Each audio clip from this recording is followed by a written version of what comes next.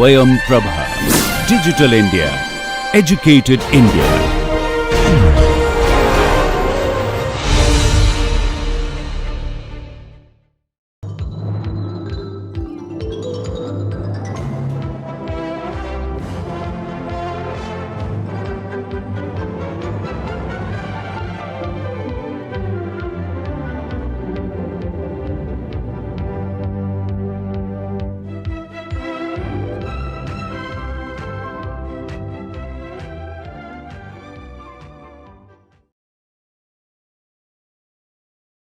Good day to all of you. Today we'll do our last lecture on slurry ponds and we will address the issue of environmental control measures at slurry ponds.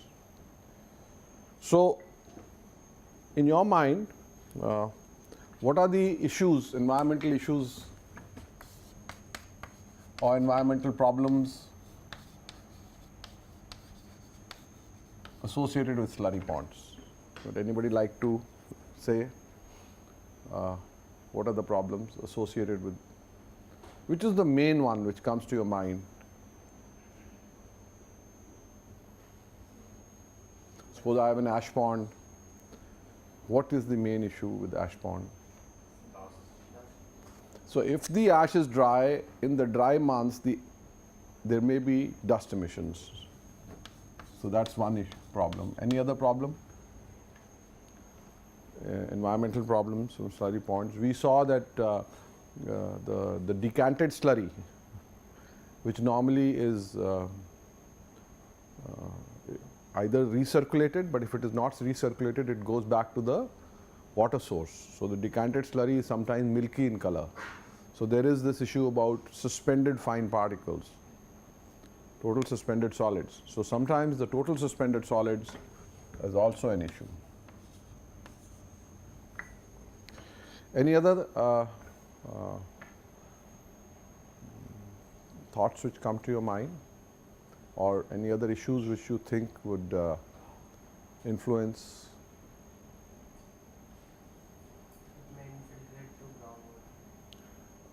Well, it may infiltrate into the groundwater, but if the water is okay, so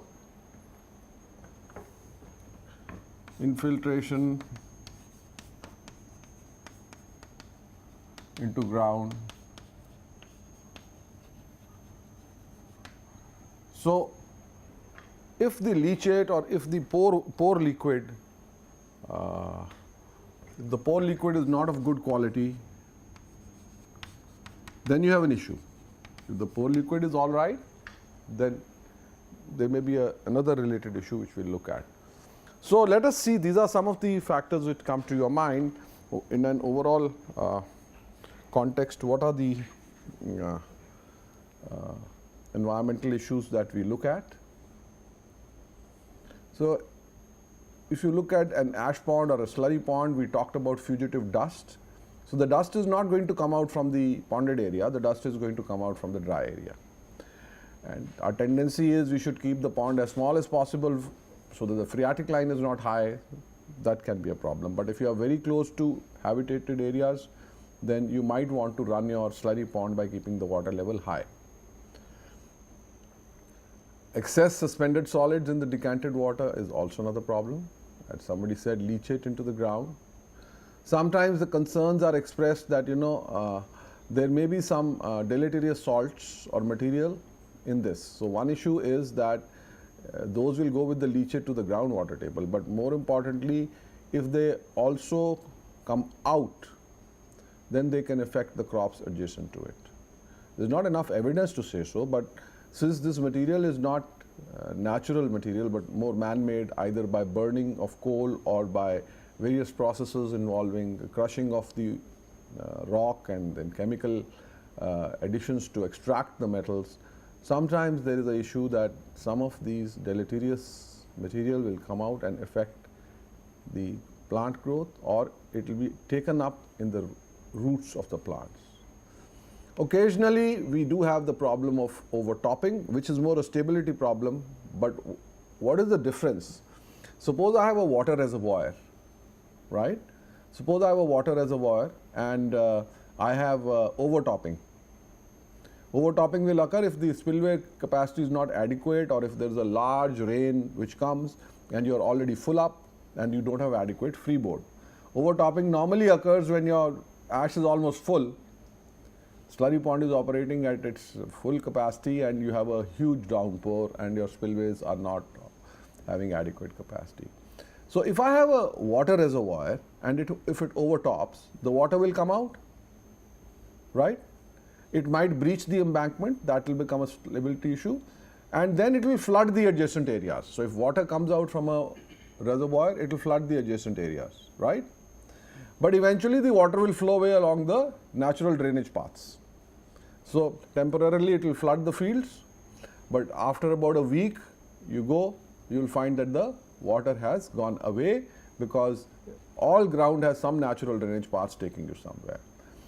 When overtopping occurs with ash, the major problem is the water will run away, but the ash will get deposited in the adjacent areas. Now it's not so easy to remove the ash, because now the solid powdery material has settled down on the ground surface of the nearby areas. So overtopping of slurry has a much longer permanent effect than overtopping of water. Both may have impact on the habitat around it, the crops around it, but the permanence, that once slurry has come out, it has and I have told you slurry can travel several hundred meters and sometimes kilometers. So if you have, say, slurry ash has traveled 1 kilometer, or mine tailings have traveled 1 kilometer, and suppose it's a farmer's field and you have some wheat crop growing in it. Now what happens? That material gets settled in the wheat crop. If you have to bring back that material by an earthwork operation, the crop is lost. Of course, even if there is flooding, sometimes the crop will be affected, but at least the water will go away. So that's the major issue about overtopping in slurry ponds. If I am doing disposal in the dry manner, then of course there is larger problem of fugitive dust emissions, and there is also problem of erosion from these slopes during the monsoons till the final cover comes. Once the final cover comes, then the problem of erosion is not there. Is there a problem of erosion in the pond, in a slurry pond? Well, we are making these embankments and they have a cover soil and you are supposed to have a vegetative growth on it. So erosion is not a major problem in ponds if your embankments are well designed. But in dry placement, the slopes are exposed till it reaches the full height, and there can be erosion and there can be fugitive dust. All other aspects are similar. So if I want to address the environmental concerns, I have these few issues: effect on local air quality because of dust, effect on surface water quality because of total suspended solids, effect on groundwater level and groundwater quality. So these are two issues which are separate. If I have got deleterious material or if I have got contaminants in the water, if the pore fluid quality is not good, then I can affect the groundwater quality. But the other issue is I may also sometimes affect the groundwater level, and that also may have its own associated problems. If the dust is taking away ash, what is the effect on local soils and biotoxicity? Occasionally you will hear, and I mean last year there was this big news item that the apple orchards in Himachal were being affected by ash from a nearby plant. What was happening was that during the pollination period, the ash particles were settling down on the plants, and that was affecting the pollination, conversion of the flowers into fruit. So while it looks very innocuous, it's a very mild thing, small amount of dust, but in an area which is not having dust in the past, if you start creating an environment which has small particles floating around, it can affect. So it can affect the local soils or biotoxicity. You have the issues of seepage and waterlogging because you are creating a pond. You may sometimes affect the surface water drainage pattern of the area, just like in landfills. If you are making your pond in low-lying area, normally the low-lying area is a drainage path for flows in high rainfall months. So we have to take care of that. Site washout or overtopping is of course an important issue. And finally, long-term stability. When you and I have walked off the pond, the plant has stopped operating, who is going to look after it for 100 years, 200 years, 500 years? So let's address this.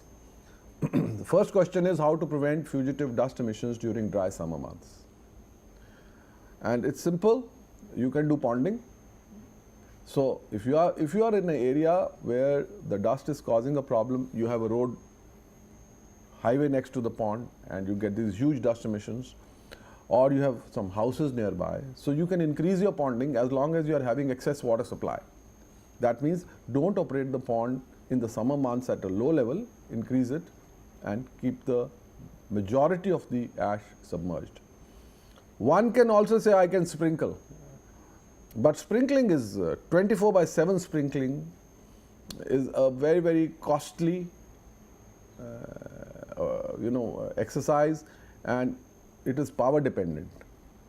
So I have not seen sprinklers which can keep the dust subdued 24/7. You may do sprinkling while you are there. You may have automated sprinklers. The idea is to keep the dust down, but 24/7 sprinklers working on any area I have not seen. Of course, when the pond reaches its top level, then you should grow vegetation on it, either by putting a soil cover and vegetative growth, or if even on that material the shrubs can grow, then please accelerate that vegetative growth, because any form of vegetative growth will be a dust control measure. And of course, sometimes you might want to use intermediate soil covers. That means you have a material which is going to go to 15 meters high. You can build in an expenditure that after every 5 meters, I'll put in an intermediate 6-inch soil cover, so that the dust is not, the ash surface area is not exposed. This intermediate soil covers works more when you're using as a construction material in embankments. Then you don't want to leave very large patches of the ash exposed in a dry condition. Surface water quality, we have addressed this issue. How do we prevent suspended solids in the decanted water from reaching local water bodies? See, if the size of your pond is correctly designed, then the finest particle will settle and you will have clear water coming out. The problem comes when the size of the land available to you is smaller than the design size. Then you have a tendency for the coarse particles to settle, but a certain set of particles will pass out. And really for that, either we need additional sedimentation chambers, or we talked about filters last time, filters which become choked and which have to be periodically cleaned, or we can actually make an end of the decanting pipe and a treatment plant where you flocculate all these fines and deposit them. It's very expensive. And of course, finally, recirculation means that you are not releasing any water into the body, into the surface water body nearby. But recirculation you can do for a limited period of time. The material keeps on getting built up in the slurry water, and eventually you have to do a blowdown or you have to release something, and at that time you will have to need all these alternatives. So even today, sometimes when I walk to an ash pond, I'm often seeing when the pond is full. You see, when the ash is down, then even if the horizontal travel time is not adequate, you can close the lower ports so that the water level also rises, and therefore there is a time for horizontal travel and a time for the vertical rise. So you can have more retention time. But when the pond is almost full, then you are not able to hold any more water. So that's the time when you find the emissions becoming high. In terms of groundwater, there are two issues. One is preventing the rise of the water table, and the other is the deterioration of the water quality. And if I look at the issue of rise of the water table, I just want to appreciate it. if you make a slurry pond in an area where there has never been a water reservoir in the past, your water is coming either from a canal or from a river, it may be 20-25 kilometers away, and now you have made this pond, which is like you have created a lake.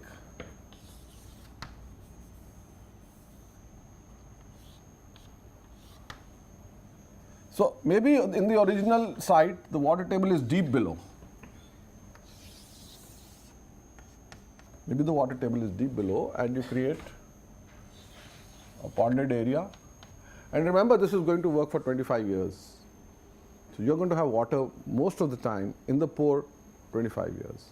So if there is no barrier to downward flow, that means not impermeable soil or very low permeability soil, then this water will tend to flow down.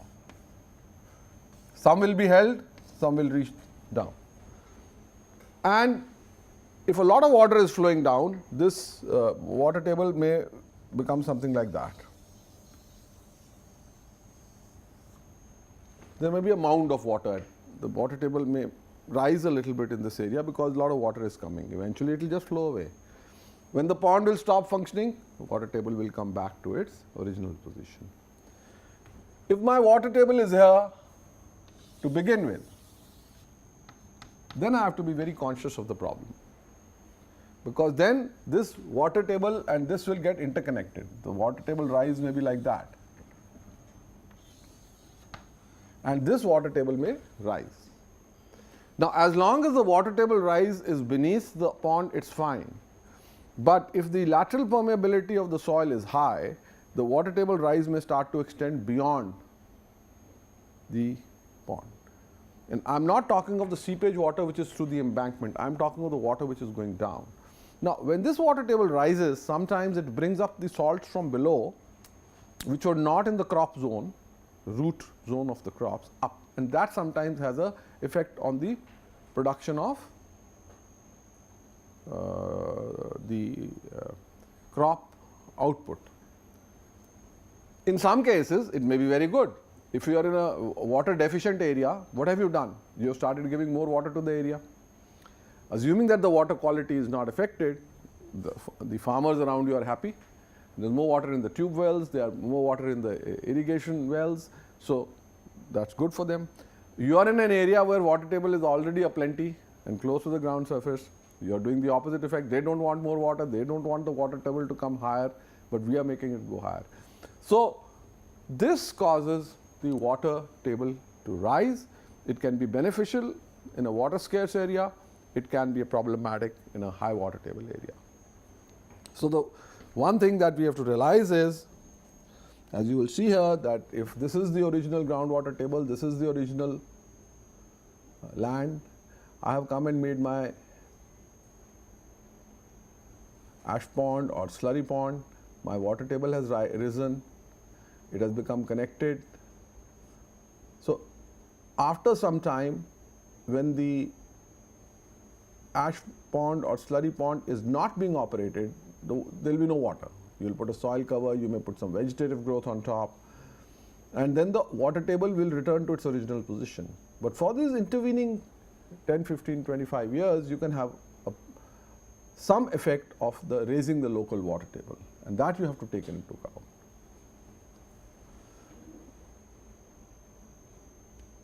So what about the quality? Before we look at the next issue, what about quality? Water quality will depend on the slurry water. That is, are you getting treated water? Are you getting raw water from a river? Is the river water itself in the summer months having high contaminants? Now, normally the water that you get for the purpose of making a slurry or for the purpose of chemical processes may not be a very high quality water. So then what you are doing is, you are picking up the water, making a slurry and depositing it on land. So if the water quality used for making the slurry is bad, then it can impact the groundwater quality. The other is, no, inflow water was good, but my tailings had some residual chemicals, and those chemicals are now mixing with the water and going down. So this is a very waste material specific problem. For a long time, there has been a huge debate that does the groundwater quality get affected by burning ash, by burning coal and using the slurry technique of depositing the ash. Does the quality of the liquid in which the ash has been mixed with the water, does it affect the groundwater table? And there have been so many studies which show no, there is no effect. If there is an effect, it may be because the original water quality was itself bad. But more recently, in the US, they have started saying that no, in a few cases, they have seen a rise in some specific heavy metals around ponds which have been in operation for several years. So there are marginal increases beyond the acceptable limits of some heavy metals in the US which have been reported. So this aspect has to be studied very carefully. If you are using mine tailings, what are the processes? You have to do the toxicity characteristic leaching procedure, that the ash or the mine tailing should not have anything which can leach out, and then see how it affects the groundwater table. So the only way to stop the groundwater quality and the groundwater level from being affected is by putting a liner at the bottom. Okay? And please understand, I can do three things. I can say that my leachate is coming down. I already have an impervious stratum here. I can put a cut-off trench and an upstream clay core and constrain this water in this area. This is one approach. The other approach is let this water come out. As it tries to go beyond the embankment, I can put a vertical cut-off wall, and we'll be doing this in the next few lectures, and I can do an extraction well, and I can put it back here. That means the effect of this water is not going to extend beyond this wall. And the last is, let me not allow the water to get out. So this is the best. And it's, while the word used is liner, it means it has to have bottom drainage also and liner. Because otherwise, I told you, incremental raising is very, very difficult. So purely from the point of view of affecting the groundwater, both in terms of the groundwater table level as well as in terms of the quality, you are safe if you use a liner with the bottom drainage. However, it's expensive because the size of these ponds is huge, 2 kilometers by 2 kilometers. So that's a very expensive bottom barrier that you have to create. But there are no options at the moment. There is a ministry guideline saying you must put a liner at the bottom. Doesn't give the details of the liner, so people will put some thin plastic sheet to meet the Ministry of Environment and Forests guidelines. In the US now, they are now specifying the requirement of liners and bottom drainage. The rules have just come out in October 2016. So really, if you are looking at groundwater quality as well as the groundwater level, bottom drainage and liner is a good thing. Even if we have taken measures that the groundwater will not rise, we still have sometimes the issue of waterlogging. And waterlogging is normally due to the seepage from the embankment, not from the base. It can be accentuated from the base as well, but if you don't collect your seepage water properly and don't connect it to a surface water drain, then what will happen is, suppose in plan I have a rectangular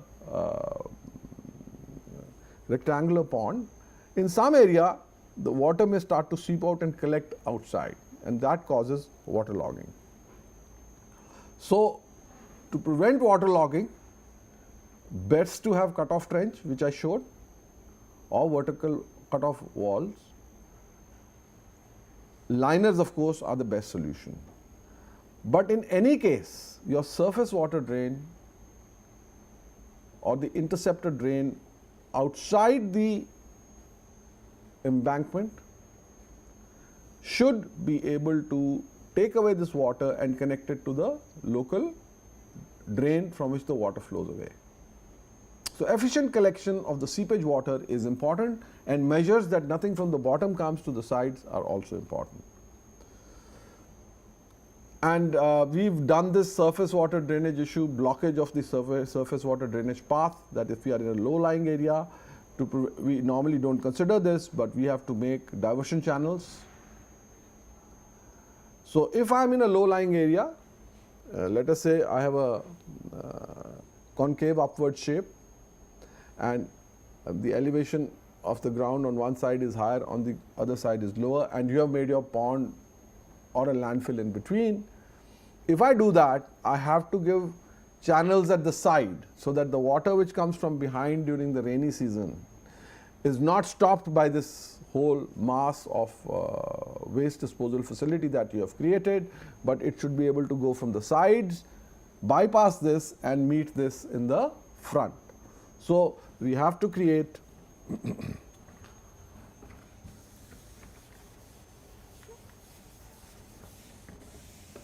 alternate flow paths so that there should be no ponding of water behind it.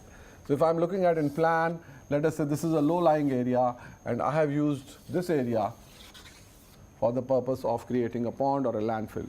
Now when the flow comes, there will be ponding of water behind it. Instead of that, I need to have alternate paths in the form of channels so that this flow continues uninterrupted and does not cause ponding upstream of these facility that you have created.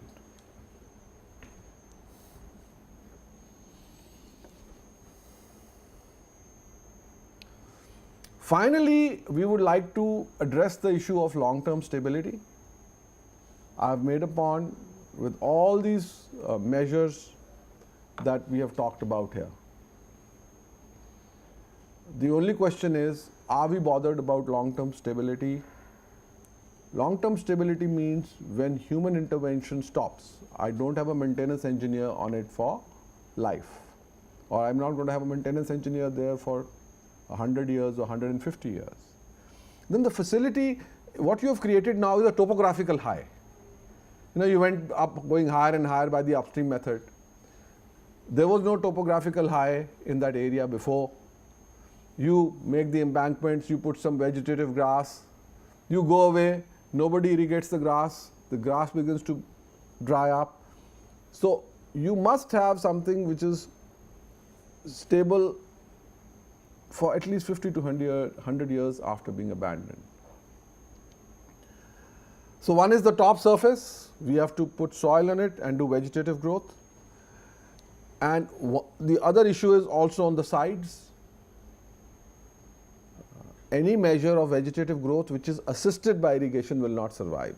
So all vegetation has to become self-generated vegetation. That means the local shrubbery and the local vegetation has to be put in position. The only last thing that is bothersome is that the material that you have deposited between the embankments by the upstream or the downstream, that's a soft or loose material hydraulically deposited. Should we densify it before we move on, or should we leave it loose? That's the only question. So densification is not easy or cheap, but if you remember your ground improvement techniques, in situ densification of coarse-grained soils or silty sands and sandy silts, you have a few alternatives. Do you remember those alternatives? Impact compaction, vibroflotation, compaction piles, blasting. The idea is, I have created a mass 1 kilometer by 1 kilometer, say 20 meters high, which is relatively loose. If I don't densify it, the top surface will eventually settle with time. So one is to have adequate convexity in the closure.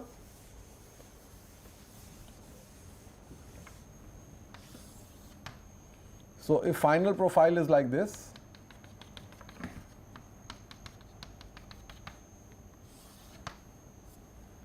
So I should give adequate convexity at the top so that always the surface water is running away. And the other question is, should I densify? If you can, why not? And as I said, it should be self-generative vegetation.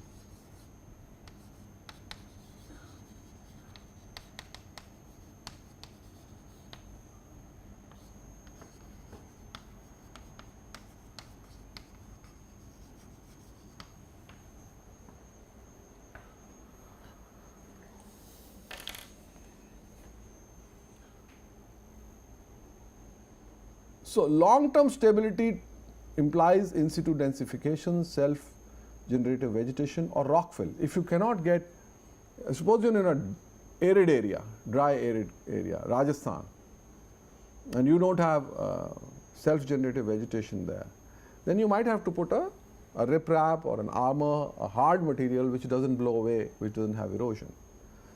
So eventually, an engineered closure of a slurry pond, a liner and a drainage material here. These are your upstream raisings. You had the soil cover on it. You have to have vegetative growth. You have to have a soil cover on the top. You have to have vegetative growth. You have to have densified. If you intend to densify, the cheapest and the method for densification is blasting.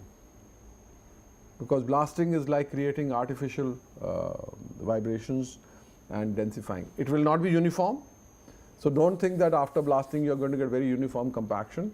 When you are going to build buildings on it, or when you are going to build any structures on it, you will still have to locally densify that zone by vibrofiltration or compaction piles or whatever you want to do. But as a mass, if you want to densify the material, then do blasting so that this mass remains stable later on. So what you do to this will depend on where you are. You know, there is an ash pond of NTPC at Badarpur in Delhi. The land prices are huge. So the real estate industry wants that land. You have already reached the final height. It's at an elevated height of about 20 meters. On the top surface area, let us say that it is 1 kilometer by 1 kilometer. Everybody says, I can build a building. So you say, no, it's on loose deposit, 20 meters deep. So what? I'll put a 30-meter deep pile, or I'll densify this, because the cost of land is so very, very high near to Delhi. So for those ponds or those waste disposal facilities which are not hazardous, because on hazardous material people are very reluctant to allow usage at the top, but those which are not hazardous, you are able to take in situ densification measures because the land value goes up. Whereas that may not be possible in a remote pond which nobody else is going to use for real estate tomorrow. So actually the measures that you take are dependent on the additional value add that you will get and how you will use that pond later for what purpose. So remember that there is the cost of environmental protection. During operation you have to protect it, because after the operation the water is gone. I mean, unless you made the mistake of leaving it finished in a concave upwards or a flat section which would settle with time at the center, so that if you leave it concave upwards by mistake, when the rain comes it will all accumulate at the center of the pond. When it accumulates at the center, it will go down into the pond, and again you can have an artificial water table inside it. But if you have done a good closure, then after the closure there is going to be no water in the pond. Firstly, it's topographical high. Secondly, it's convex. It's got an earth cover and vegetative growth. Water will run off it. So stability is not going to be a major issue. But during operation, stability is always going to remain an issue. During operation, total suspended solids in the decant is going to be an issue. So environmental measures during operation are different from the environmental measures post-closure and post-abandonment. Just for a minute think that your vegetation doesn't survive. Suppose you put some grass, even a local grass, but for some reason the vegetation doesn't survive. So vegetation goes and the soil cover gets exposed. Even that is fine. But if rainfall starts cutting gullies into the soil cover, right, progressive gullies, and you're not there to maintain it, if you're there to maintain it, fine, then the gullies will eventually expose the ash inside. And that becomes a problematic because ash is highly erodible. And then it will start to come into your waterways. So we have to keep all these into account. So if I look at a 1 kilometer by 1 kilometer into 10 meter high storage, and if I see what is the cost of disposal in a slurry pond versus a municipal solid waste landfill versus a hazardous waste landfill, which one do you we are not doing transportation costs. Once the material arrives at site, which do you think will be the least costly? Slurry disposal versus hazardous waste disposal versus municipal solid waste or non-hazardous waste. That means you're talking of the cost of spreading and compacting the material, cost of liner, cost of cover, final systems. So just see, there are some relative prices which this was a study done in 2005. You see, when you have slurry waste, it spreads by itself. So you don't have dozers and compactors which are running on the surface. So that's the power of gravity flow of water is used for spreading the ash. So therefore, ash disposal, even if it has a liner and a basal drainage, is relatively less compared to municipal solid waste, which has to be spread and compacted, and less than hazardous solid waste, which has to have a double liner. So the cover and the liner of the hazardous solid waste predominate the cost. So typically in 2005, the rate for hazardous waste disposal was about 500 to 800 rupees per ton. The rate for municipal solid waste disposal was without land costs, please note. And the cost of disposal of ash was lower. So slurry ponds have lower cost of disposal, but there are so many issues associated with availability of water and recirculation of water. So in the end, I'd like to say the following, that the first mantra is minimize waste. So just remember, go back to your integrated solid waste management principles, maximize the utilization of ash or tailings or waste. Can everything be used? As soon as the material becomes characterized as hazardous waste, please understand this. Suppose you have a mine tailings and it is mostly crushed rock, it's soil-like material, but it has something which is sitting on the surface, which is leachable, and by the TCLP test it becomes classified as hazardous material. You can't use it. You can't use it without stabilizing it. So as long as the material is non-hazardous, we are basically dealing with silty sand and sandy silt. We can use it in earthworks. So maximize the utilization of ash or tailings or waste to the extent possible. Geotechnical use of pond ash tailings in earthworks is the most economical. You know, people say I can use it in cement, I can use this material to make bricks, I can use it to make blocks, everything fine. But you want to use 10 lakh cubic meters of ash or 10 lakh cubic meters of non-hazardous tailings. The simplest is maximum utilization in embankments.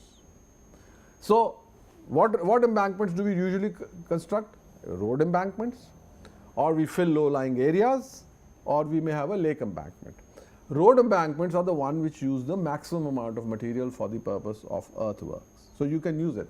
But your pond has to be close to the road.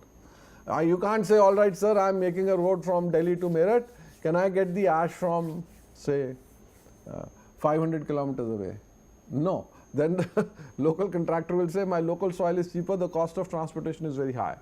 So nearby your waste disposal areas, utilization in earthwork is the actual way of keeping environmental costs control measures to a minimum. So always invest the maximum in utilization. Even if we have to pay a little, it's better than creating these huge ponds. So maximize utilization of waste. Never mix waste. Again, we go back to our mantra from integrated solid waste management, that if you are producing fly ash separately and bottom ash separately, don't mix them together to form a slurry. because then you can't get them individually. You can still use it, but if both are kept separately, one can be used as sand, as a drainage media, the other can be used for other applications. So keep the materials stored, even if you are not utilizing all of them, keep them stored separately. Geotechnical use should be your first choice.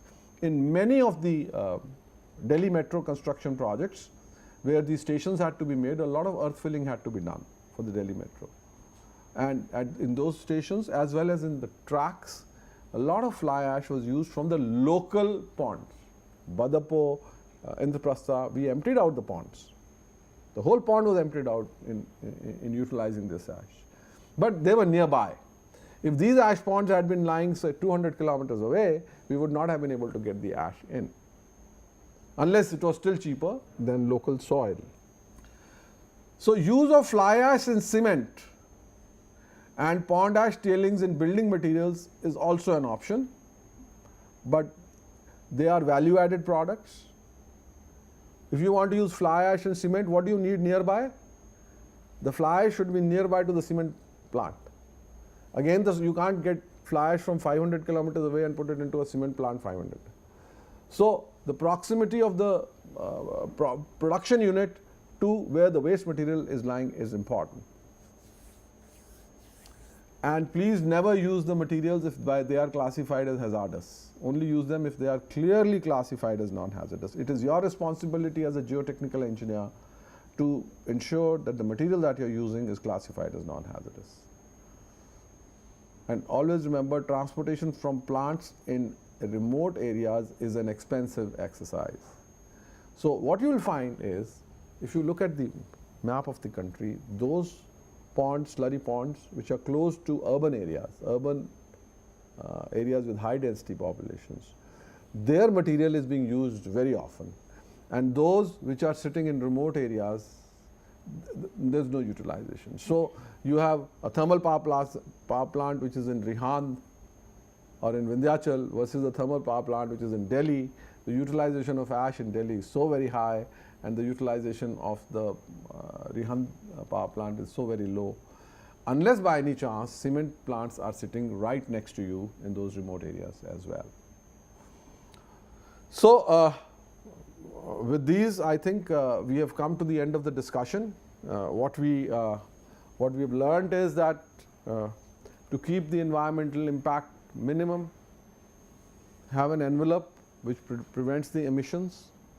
Whatever emissions come out, if they are decanted water, please ensure that there are no total suspended solids. If the emissions are in terms of groundwater contaminants, then please put a liner and do not allow them to escape untreated.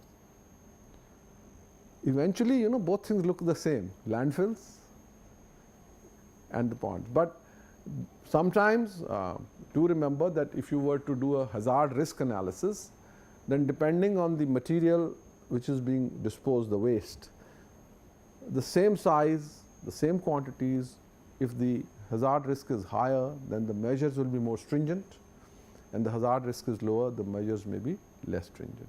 That will come out from a more detailed analysis of the type of waste that you are dealing with. So any questions?